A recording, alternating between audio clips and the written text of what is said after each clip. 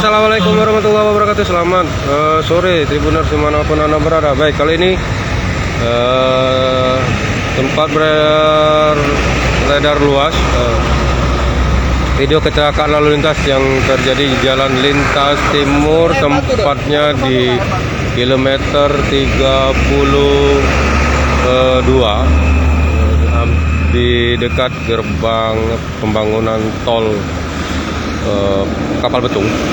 Nah, di sini saat ini polisi dari Satlantas Polres Banyuasin sedang melakukan pengaturan lalu lintas setelah melakukan evakuasi terhadap kendaraan yang terlibat lalu lintas. Bisa dilihat di sini bekas dari kecelakaan, baik itu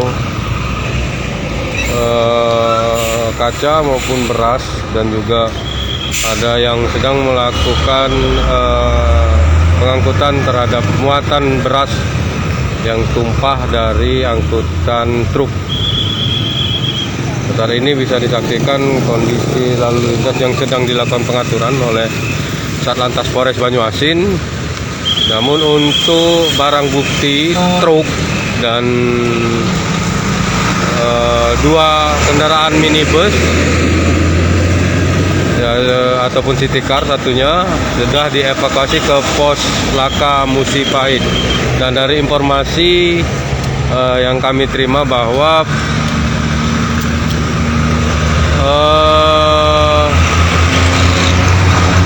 pengemudi kendaraan minibus jenis Panther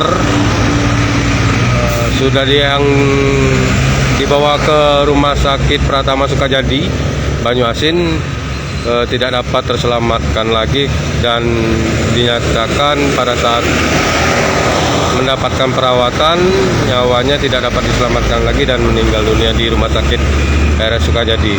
Nah, di sini pantauan terkini kondisi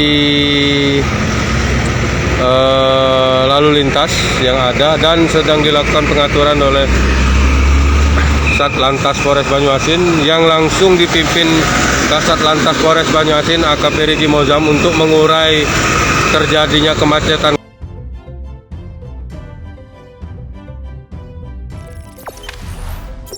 Jangan lupa subscribe, share, komen, dan like ya.